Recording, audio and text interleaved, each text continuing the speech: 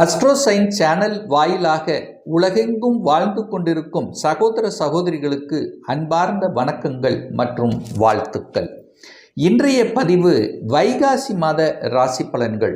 முதலில் இந்த வைகாசி மாதத்தினுடைய கிரக நிலைகளை பார்க்கலாம். அதன்படி பார்க்கும் பொழுது சூரிய பகவான் இந்த மாதம் முழுவதும் ரிஷபமனையில் வீற்றிருக்க போகிறாங்க. குரு பகவான் இப்போ மிதுனத்துக்கு பயிற்சியாகிவிட்டார். செவ்வாய் பகவான் கடகத்தில் நீச்சமாக இருக்கக்கூடிய செவ்வாய் பகவானானது வருகின்ற வைகாசி மாதம் 24 அதாவது 7/6/2025 அன்று சிம்மமனைக்கு பயிற்சியாகிறது. வைகாசி மாதம் 2ஆம் தேதி ராகு கேது பயிற்சி நடக்கிறது. அதாவது திருக்கணித பஞ்சாங்கத்தின்படி ராகு பகவான் மீனத்திலிருந்து கும்பமனைக்கும், கேது பகவான் கன்னியிலிருந்து சிம்மமனைக்கும் பயிற்சியாகிறது. சுக்கிர பகவான் இப்போ மீனத்தில் அமர்ந்திருக்கார். வைகாசி மாதம் 17ஆம் தேதி அதாவது 31/5/2025 அன்று சுக்கிர பகவான் மீனத்திலிருந்து மேசமனைக்கு பயிற்சியாகிறார். அதே போல புதன் பகவானுடைய பயிற்சியும் நடக்கிறது. அதன்படி பார்க்கும் பொழுது இந்த புதன் பகவான் வைகாசி மாதம் 9ஆம் தேதி 23/5/2025 அன்று மேசத்திலிருந்து ரிஷபத்துக்கு பயிற்சியாகிறார். அதே போல இந்த வைகாசி மாதம் 23 அதாவது 6/6/2025 அன்று ரிஷபத்திலிருந்து மிதுனத்துக்கு புதன் பயிற்சியாகிறது. ஸோ இந்த கிரக அமைப்புகளை வைத்துக்கொண்டு இந்த வைகாசி மாதம் என்ன மாதிரியான பலன்கள், சாதகம் என்ன, பாதகம் என்ன, எதை நாம் செய்யலாம், எதை நாம் செய்யக்கூடாது, இந்த வைகாசி மாதத்தில் எந்த தெய்வ வழிபாடு நமக்கு உகந்தது என்பதை பற்றித்தான் இந்த பதிவில் நம்ம டீட்டெயிலாக பார்க்க போகிறோம். அதற்கு முன்னால் நம்முடைய சேனலை நீங்கள் ஃபர்ஸ்ட் டைம் பார்ப்பவர்கள் என்றால் மறக்காமல் சப்ஸ்கிரைப் பண்ணிக்கிங்க. கன்னி ராசி அன்பர்களே, இந்த வைகாசி மாதம் எப்படி இருக்கும் அப்படின்னு பார்க்கும் பொழுது உங்கள் ராசிநாதனான புதன் பகவான் 8ஆம் இடம் என்று சொல்லக்கூடிய அட்டமஸ்தானத்தில் போய் உட்கார்ந்துருக்கார். ஸோ 8ஆம் இடத்தில் இருக்கும்போது சில வழிகளை கொடுக்கக்கூடிய அமைப்பு தான். ஆனாலும் இது எப்போ மாறப்போகுது அப்படின்னா இந்த வைகாசி மாதம் 9ஆம் தேதி அன்று அதாவது 23/5/2025 அன்று புதன் பகவான் 9ஆம் இடம் என்று சொல்லக்கூடிய பாக்யஸ்தானத்தில் போய் அமருகிறது. அப்போது அந்த முன்னாடி அந்த ஒரு 6-7 நாள் மட்டும் பார்த்தீங்கன்னா ஒரு மாதிரி எதிர்மறை எண்ணங்கள், நெகட்டிவ் எண்ணங்களை கொடுக்கும். அதே சமயத்தில் சனி வேற பார்க்குதா கொஞ்சம் பிடிவாத தன்மையும் கொடுக்கும். ஆனால் இந்த 9ஆம் தேதிக்கு அப்புறம் பாக்யஸ்தானத்தில் போய் அமர்கிறது. அதே போல் வைகாசி 23ஆம் தேதி 10ஆம் இடத்துல போய் அமர்ந்து ஆட்சி பலம் வலிமை பெறுகிறது உங்கள் ராசி அதிபதி. அதே சமயத்தில் இதுவரைக்கும் கடந்த 1.5 வருடங்களாக உங்கள் ராசியில் இருந்த கேது பகவான் இப்போ வைகாசி மாதம் 4ஆம் தேதி 12ஆம் இடத்துக்கு போயிடுறார். அப்போது உங்கள் ராசியிலேயே இந்த கேது சில தடைகளை உங்களுக்கு கொடுத்துட்டு இருந்ததெல்லாம் எல்லாமே விலகப் போகிறது. அப்போது வைகாசி 9க்கு அப்புறம் உங்கள் மனம், எண்ணம், செயல், சிந்தனைகள் சிறப்பு பெறக்கூடிய அமைப்பை உருவாக்கும். தனம், குடும்பம், வாக்கு எப்படி இருக்குது அப்படின்னு பார்க்கும் பொழுது 2ஆம் இடத்தை பார்க்கணும். அந்த 2ஆம் அதிபதியாக இருக்கக்கூடிய சுக்கிரன் போய் உச்ச பலத்தோட வலிமையை உட்கார்ந்துருக்கார். ஸோ 2க்குரியவன் தனத்தை கொடுக்கக்கூடியவன், பொருளாதாரத்தை கொடுக்கக்கூடிய, பணத்தை கொடுக்கக்கூடிய அந்த சுக்கிரன் உச்ச பலத்தோடு இருப்பதும், தனகாரகன் என்று சொல்லக்கூடிய குரு பகவான் தனஸ்தானத்தை பார்க்கிறதும் பொருளாதாரத்தில் எந்த குறையும் வரப்போவதில்லை. இந்த கன்னிராசி அன்பர்களுக்கு பொருளாதார உயர்வு உண்டு. படிப்பு சார்ந்த விஷயத்தில் நற்பலனை தரும். இதுவரைக்கும் உங்களை மதிக்காதவர்கள் கூட இப்போ மதிக்கக்கூடிய தன்மை, உங்கள் பேச்சை கேட்காதவர்கள் இப்போ உங்கள் பேச்சை கேட்டு நடந்து கொள்ளக்கூடிய தன்மை, குடும்பத்தில் அமைதி நிலவக்கூடிய தன்மை, குடும்பத்தில் சில கருத்து வேறுபாடுகள், சில பிரிவினைகள் ஏதாவது ஒரு இருந்திருந்தாலும் இந்த வைகாசி மாதம் அது நிவர்த்தியாகக்கூடிய தன்மை, கணவன் மனைவிக்குள்ளே ஒரு அந்நூன்யம் கொடுக்கக்கூடிய தன்மைங்கிறது இந்த வைகாசி மாதம் சிறப்பு பெறுகிறது. அதுவும் வைகாசி மாதம் 9ஆம் தேதிக்கு அப்புறம் அப்படின்னு நம்ம எடுத்துக்கலாம். 3ஆம் இடம் முயற்சி ஸ்தானத்தின் அதிபதி தான் 3ஆம் இடம். தைரிய வீரியத்தை கொடுக்கக்கூடிய அந்த 3ஆம் அதிபதி செவ்வாய் போய் லாபஸ்தானத்தில் இருக்கிறது நல்ல தன்மை தான். நீச்சமாக இருந்தாலும் 11ஆம் இடத்தில் எந்த கிரகங்கள் இருந்தாலும் அந்த கிரகம் நன்மை செய்யும் என்கின்ற அமைப்புக்கேற்ப உங்களுக்கு மூன்றாம் இடம் முயற்சி ஸ்தானாதிபதி நல்லா இருக்கு, தைரிய வீரியமும் நல்லா இருக்க போகுது. அதுவும் குறிப்பாக சொல்ல போனால் அந்த மூன்றாம் இடத்தின் அதிபதி லாபஸ்தானத்தில் இருக்கிறதுனால நிறைய இந்த கன்னிராசி என்பவர்களுக்கு புதிய ஒப்பந்தங்கள், சிறு தூர பிரயாணங்கள் நடக்கக்கூடிய தன்மைகள், வியாபாரத்தில் புதிய யுக்திகளை கடைபிடிக்கக்கூடிய அணுகுமுறைகள், அவங்களுடைய அணுகுமுறை டிஃப்ரெண்ட்டாக இருக்கும். மற்றவர்களை விட கொஞ்சம் டிஃப்ரெண்ட்டாக செயல்படுத்தி அதில் வெற்றி அடையக்கூடிய தன்மைங்கிறது பிரகாசமாக இருக்கிறது. நான்காம் இடத்தை குரு பார்க்குறது சூப்பர், அற்புதம். நான்காம் இடத்தை, நான்காம் அதிபதியான குரு பகவான் நான்காம் இடத்தை பார்க்கறதுங்கிறது ஒரு நல்ல அமைப்பு. அது இப்போதைய ஒரு 16 வருடங்களுக்கு அப்புறம் இந்த அமைப்பு உங்களுக்கு இருக்கிறது. அப்போ சுகஸ்தானத்தை பெருக்கிக் கொள்ளக்கூடிய அத்தனை அம்சங்களும் சிறப்பு பெறும். கன்னிராசி என்பவர்கள் நிறைய பேர் இந்த வைகாசி மாதம் வீடு வாங்குறது, வீட்டு ஆல்ட்ரு பண்ணுறது, வீட்டு சம்பந்தப்பட்ட விஷயத்தில் புனர்ஜனம் பண்ணுறது, இந்த மாதிரி நிறைய விஷயங்கள், நல்ல நல்ல சுப காரியங்கள் செய்யக்கூடிய தன்மை, இடம் நிலம் வீடு, புதிய வாகனங்கள் வண்டி வாகனங்கள் வாங்குவது, இத்தனை அம்சங்களும் உங்களுக்கு சிறப்பு பெறக்கூடிய ஒரு நல்ல மாதமாக அமையும். ஐந்துக்குரியவன் பூர்வ புண்ணிய ஸ்தானத்தின் அதிபதி, பஞ்சமஸ்தானத்தின் அதிபதியாக இருக்கக்கூடிய சனி பகவான் இப்போ போய் 7ஆம் இடமான திருமணஸ்தானத்தில் உட்கார்ந்துருக்கு. நிறைய பேருக்கு திருமணம் நடக்கும். அன்பு, பாசம், காதல், நேசத்தில் இருக்கக்கூடியவர்கள், காதலில் இருக்கின்றவர்களுக்கெல்லாம் இப்போ காதல் திருமணம் செய்யக்கூடிய வாய்ப்புகள், சந்தர்ப்பங்கள், திருமண தடை என்கிறது விலகப் போகிறது. சுக்கிரன் 7ஆம் இடத்தில் இருக்கிறார். அப்போ கலத்திரக்காரகன் 7ஆம் இடத்திலிருந்து உங்கள் ராசியை பார்க்கிறது ஒரு நல்ல அமைப்பு தான். அப்போது திருமணத்துக்கு தடை என்றும் ஏற்படுத்த போவது இல்லை.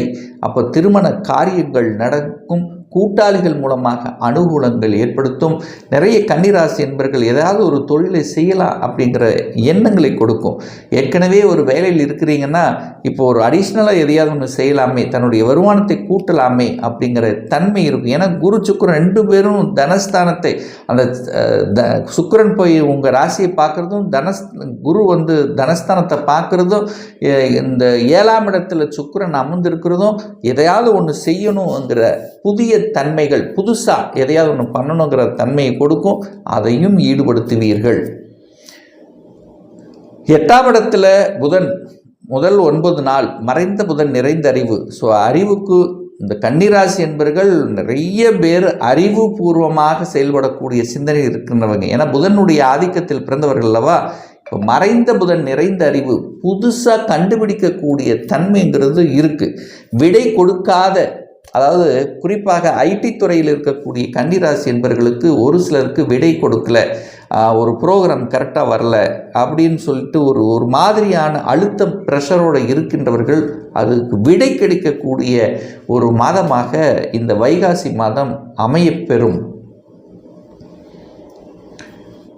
9ஆம் இடத்துல, அதாவது உங்களுடைய பூர்வ புண்ணிய ஸ்தானம், பஞ்சமஸ்தானம், அதாவது 5க்குரியவன் 7ஆம் இடத்தில் அமர்வதும், 9க்குரியவன் என்று சொல்லக்கூடிய சுக்கிரன் 7ஆம் இடத்தில் அமர்வதும், அப்போ ஏதோ ஒரு வகையில் உங்களுக்கு 5, 9 கனெக்ட் ஆகுது.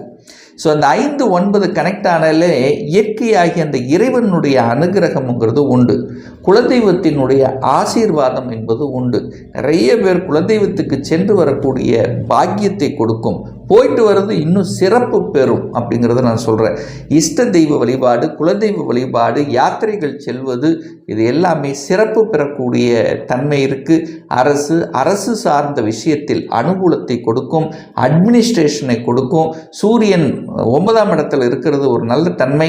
அப்போ 9ஆம் இடத்துல சூரியன் இருக்கிறனால, திக்பலத்துக்கு அருகில் இருக்கிறனால நிறைய பேருக்கு ஒரு மாற்றம் கொடுக்கும். வேலையில் குரு 10ல் இருக்காரா, அப்போ மாற்றத்தை கொடுக்கும். ஏற்கனவே ஒரு சேஞ்சஸ் வேணுங்கிறவங்களுக்கு சேஞ்சஸ் கிடைக்கக்கூடிய அமைப்புங்கிறது இந்த மாதம் பிரகாசமாக இருக்குது. ஒரு இடமாற்றம், ஒரு ப்ரமோஷன், ஒரு எனக்கு ஒரு பட்டம், பதவி, புகழ் கிடைக்கக்கூடியது, அங்கீகாரம் கிடைப்பது, இதெல்லாமே கன்னிக்கு சிறப்பு பெறும். ஒரு நல்ல நியூஸ் கிடைக்குங்க, ஒரு குட் நியூஸ் கிடைக்குங்க. ஒரு மனதுக்கு பிடித்த, ஒரு சந்தோஷமாக இருக்கக்கூடிய சில விஷயங்கள், ஒரு நல்ல செய்தி. என்ன, ஒரு குழந்தை பிறப்பு ஃபார்ம் ஆயிடுச்சு, குழந்தை பாக்கியம் கிடைத்து விட்டது என்கின்ற ஒரு நல்ல செய்தி.